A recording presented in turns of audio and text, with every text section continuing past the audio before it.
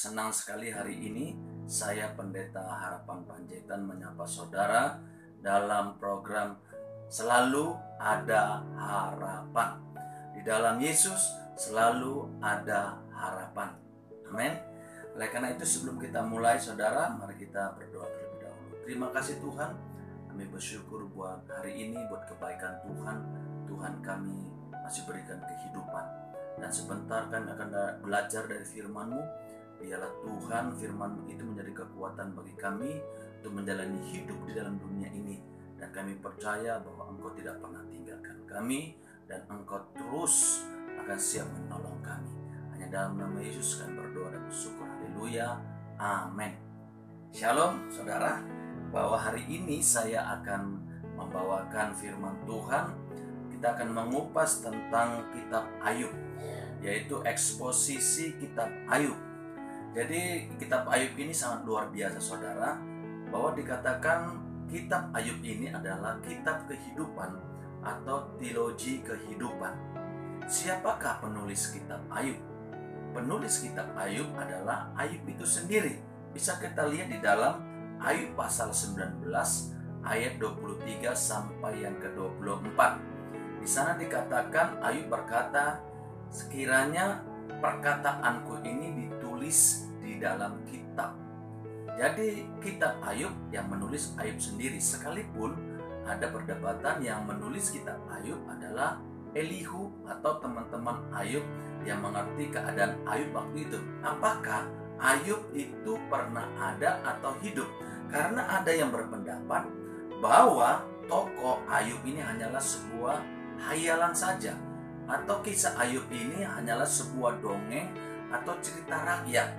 Saya katakan itu mutlak salah. Mari kita akan buktikan apakah benar Ayub itu pernah hidup.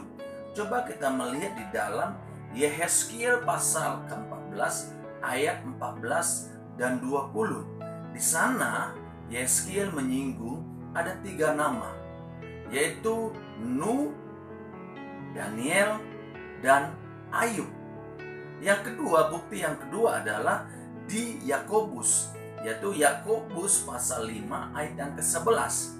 Di sana dikatakan seperti ketekunan Ayub, di mana Ayub itu bertekun dan pada akhirnya Ayub itu mendapatkan pemulihan dan Tuhan berkati 2 kali lipat lebih dari apa yang dulu pernah dia ada.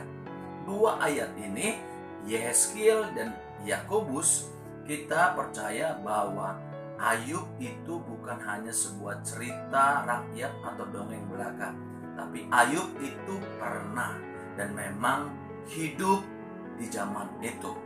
Di mana dan kapan Ayub hidup?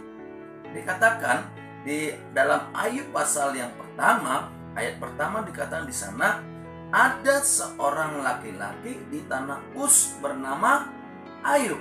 Di sini dikatakan di mana Ayub hidup, yaitu di tanah Uz. Tanah Uz itu di mana? Tanah Uz itu bukan Kanaan loh. Tapi tanah Uz itu di daerah Edom. Edom itu terletak di bagian tenggara Laut Mati, yaitu di bagian Arab Utara. Kitab Ayub itu bersifat Arab dan bukan Ibrani. Kenapa? Karena Ayub adalah penduduk Arab Utara. Ayub bukan orang Israel, tetapi Ayub hidup benar dan takut akan Tuhan. Kitab Ayub itu bahasa Ibrani adalah Boya. Artinya berbalik haluan dan bertobat. Seseorang yang bertobat dan kembali mencari Tuhan. Kapan Ayub hidup? Ayub hidup di zaman bapak leluhur kita, yaitu Abraham. Kenapa saya katakan bahwa Ayub itu hidup di zaman Abraham? Ada berapa bukti yang akan saya sampaikan, yaitu yang pertama buktinya adalah tentang umur. Yang pertama umur. Umur Ayub itu lebih kurang 200 tahun. Itu terdapat di dalam Ayub pasal 42 ayat yang ke-16. Dikatakan di sana setelah semua itu Ayub hidup lagi selama 140 tahun. Jadi dikatakan setelah semua itu, setelah apa? Setelah Ayub dipulihkan, Ayub hidup lagi selama 140 tahun. Jadi kita tahu bahwa kita perkirakanlah Ayub sebelum dipulihkan, setelah masalah menimpa dia, Ayub berumur 60 tahun. Nah, setelah 60 tahun dia dipulihkan oleh Tuhan dan dia hidup lagi selama 140 tahun. Jadi lebih kurang 200 tahun. Yang kedua, pembuktiannya adalah tentang agama. Agama pada zaman Ayub, di mana ayah itu sebagai kepala keluarga menjadi sekaligus imam. Kita tahu di ayat 5 bahwa Ayub itu mempersembahkan korban untuk keluarganya atau anak-anaknya. Yang ketiga, yaitu adalah tentang kekayaan. Kekayaan di zaman Ayub, orang kaya itu dihitung dari banyaknya ternak. Itu sama dengan zaman Abraham. Abraham itu kaya dihitung atau diukur dari banyaknya ternak. Maksud dan tujuan dari kitab Ayub ini, maksud dan tujuan kitab Ayub ditulis adalah untuk menyatakan bagaimana kasih dan keadilan Tuhan tetap berlaku bagi seseorang yang menderita. Namun dia tetap setia dan takut akan Tuhan. Artinya dia tetap percaya kepada Tuhan sekalipun hidupnya menderita.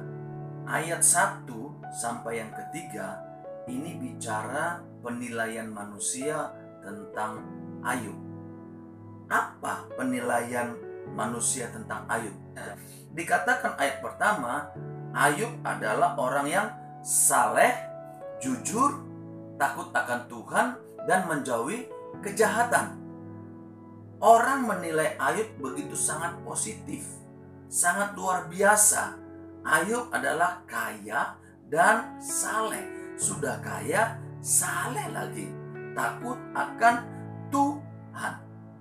Ayub adalah orang yang kaya raya konglomerat. Kekayaannya sangat luar biasa.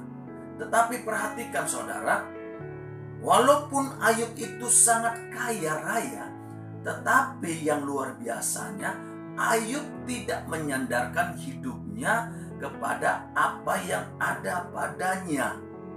Tetapi Ayub itu hanya menyandarkan hidupnya kepada Tuhan. Bagaimana semua yang ada padanya, kekayaannya itu, semuanya itu mempermuliakan dan menyenangkan Tuhan. Ini sesuatu hal yang luar biasa. Seorang yang kaya, tapi dia tidak menyandarkan hidupnya kepada kekayaannya. Kita melihat, makanya dikatakan Ayub itu saleh. Kenapa dikatakan Ayub itu saleh? Karena Ayub itu memiliki ketulusan. Mengapa Ayub dikatakan saleh? Karena Ayub memiliki integritas. Kenapa Ayub dikatakan saleh? Karena Ayub itu adalah orang yang takut akan Tuhan. Dia menyandarkan atau menyerahkan hidupnya hanya kepada Tuhan, bukan kepada apa yang ada padanya. Dan juga dikatakan Ayub adalah orang yang jujur dan menjauhi kejahatan. Kenapa dikatakan dia jujur dan menjauhi kejahatan? Karena Ayub adalah seorang businessman, seorang pengusaha. Biasanya seorang pengusaha ini syarat dengan ketidakjujuran.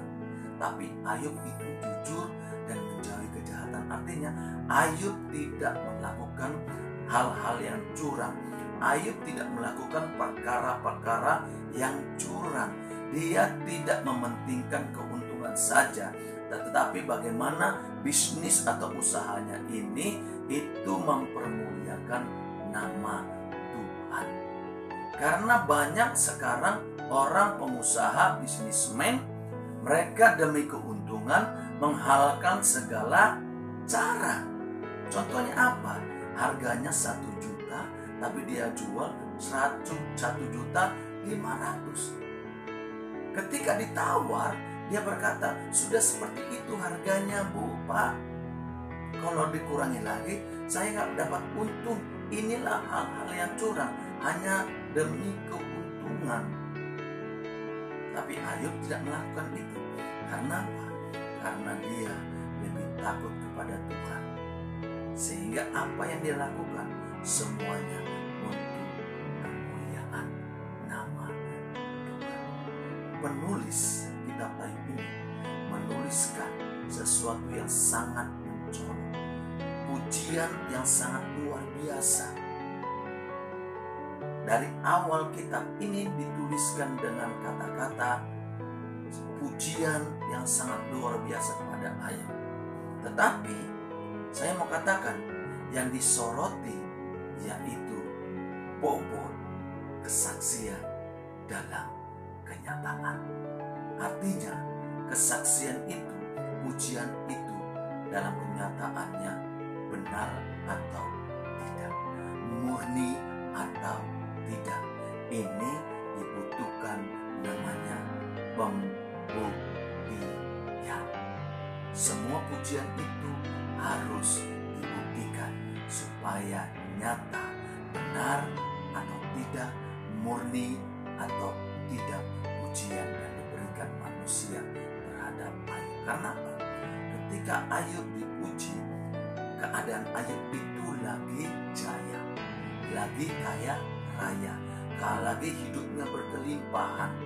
Tapi bagaimana ketika semuanya itu pergi dari dirinya? Apakah Ayub tetap setia? Apakah Ayub tetap berharap?